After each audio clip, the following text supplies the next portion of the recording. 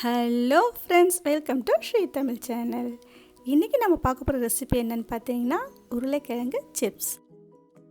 உருளைக்கிழங்கு சிப்ஸ்னாலே குழந்தைங்கலேருந்து பெரியவங்க வரைக்கும் நாம் எல்லோருக்கும் பிடிச்ச ஸ்நாக் இது. எவ்வளவு தான் கடையில் வாங்கினாலும் ஒரே நாளில் இது காலி ஆகிடும். இன்றைக்கி நாம் இந்த உருளைக்கிழங்கு சிப்ஸை வீட்லேயே நல்ல கிறிஸ்பியாக ரொம்ப சுலபமாக எப்படி செய்யலாம் தான் பார்க்க போகிறோம். பார்த்தாலே தெரியும் எவ்வளோ கிறிஸ்பியாக இருக்குன்னு. வாங்க இதை எப்படி செய்யலான்னு பார்க்கலாம். உருளைக்கிழங்கு சிப்ஸ் போடுறதுக்கு முதல்ல சிப்ஸ் போடுற உருளைக்கிழங்கா அப்படின்னு பார்த்து வாங்கிக்கோங்க. அது எப்படி இருக்குன்னா, லேசாக கை வச்சு தேய்ச்சாலே நமக்கு தோல் உறிஞ்சி வந்துடும். அந்தளவுக்கு தோல் மெலிசாக இருக்கும். அதே மாதிரி தோலை உரிச்சிட்டு பார்த்தீங்கன்னா எல்லோயிஷ் கலரில் இல்லாமல் நல்லா ஒயிட் கலரில் தெரியும். அதுதான் சிப்ஸ் போடுற உருளைக்கிழங்கு. இதில் நீங்கள் சிப்ஸ் போட்டிங்கன்னா சிப்ஸ் நல்லா கிறிஸ்பியாக இருக்கிறதோடு இல்லாமல் டேஸ்ட்டும் நமக்கு ரொம்பவே நல்லாயிருக்கும். அடுத்து உருளைக்கிழங்க சீவறதுக்கு இந்த மாதிரி ஒரு ஸ்லைசர் எடுத்துக்கோங்க. ஸ்லைசரில் கேப் கொஞ்சம் அதிகமாக இருந்துச்சுன்னா லேசாக அழுத்தி விட்டுக்கோங்க. அப்போ நமக்கு மெலிசாக வரும். இப்போ பார்த்திங்கன்னா உருளைக்கிழங்கை நம்ம டைரெக்டாக தண்ணியில் ஸ்லைஸ் பண்ணி போட்டுக்கலாம். அப்போ தான் நமக்கு உருளைக்கிழங்கு கலர் சேஞ்ச் ஆகாமல் இருக்கும். ஸ்லைஸ் பண்ண உருளைக்கிழங்கு இந்த அளவுக்கு நமக்கு மெலிசாக இருக்கணும். அதுக்கேற்ற மாதிரி ஸ்லைஸரை அட்ஜஸ்ட் பண்ணிக்கோங்க. இப்போ இந்த உருளைக்கிழங்கை 2-3 தடவை நல்லா வாஷ் பண்ணி எடுத்துக்கோங்க. அப்போ தான் நமக்கு பொரிக்கும் போது டக்குன்னு கலர் சேஞ்ச் ஆகி ப்ரௌன் கலருக்கு மாறாமல் நல்லா ஒயிட் கலர்லேயே இருக்கும். அடுத்து கொஞ்சமாக தண்ணி சேர்த்து அதில் ஒரு 1/2 ஸ்பூன் உப்பு சேர்த்து நல்லா கலந்து விட்டுக்கோங்க. அப்போ தான் நமக்கு உப்பு சிப்ஸில் நல்லா ஏறும்.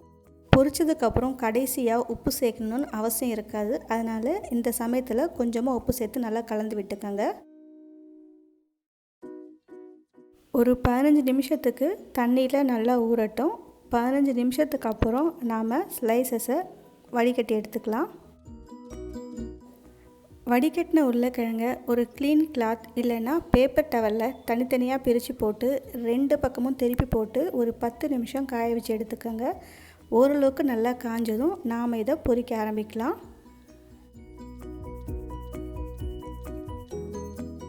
அடுத்து ஒரு பேனில் எண்ணெயை சூடு பண்ணிக்கோங்க. எண்ணெய் ஓரளவுக்கு சூடானதும் நாம் காய வச்சு எடுத்து வச்சுருக்கிற உருளைக்கிழங்கு சிப்ஸை சேர்த்துக்கலாம். ரொம்ப அதிகமாக சேர்த்துறாதீங்க. உங்களோட எண்ணெய்க்கு ஏற்ற மாதிரி பார்த்து சேர்த்துக்கோங்க. அடுப்பை மீடியம் ஃப்ளேமில் வச்சு இப்போ நாம் இதை பொரிக்க ஆரம்பிக்கலாம். ரொம்பவும் லோ ஃப்ளேமில் வச்சிடாதீங்க. அப்படி வச்சிட்டிங்கன்னா உருளைக்கிழங்கு நல்லா கிறிஸ்பியாக வராது. கரண்டி வச்சு அடிக்கடி கலந்து விட்டுட்டே இருங்க. அப்போ தான் நமக்கு உருளைக்கிழங்கு எல்லா பக்கமும் ஈவனாக கலர் மாறாமல் ஃப்ரை ஆகும். கொஞ்ச நேரத்தில் பார்த்திங்கன்னா உருளைக்கிழங்கு நல்லா கலர் மாதிரி கிறிஸ்பியாக புரிஞ்சிருக்கும்.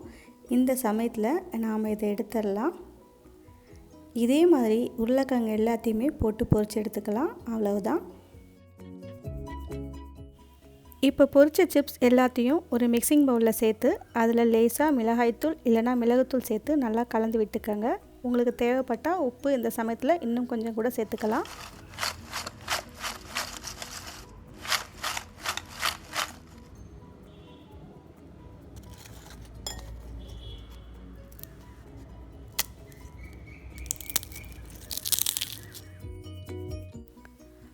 ஓகே ஃப்ரெண்ட்ஸ், இந்த ரெசிபியை நீங்கள் வீட்டில் ட்ரை பண்ணி பார்த்துட்டு எப்படி இருக்குன்னு சொல்லுங்கள். இந்த ரெசிபி உங்களுக்கு பிடிச்சிருந்தா லைக் பண்ணுங்கள், ஷேர் பண்ணுங்கள். ஸ்ரீ தமிழ் சேனலுக்கு சப்ஸ்கிரைப் பண்ணுங்கள். தேங்க்ஸ் ஃபார் வாட்சிங்.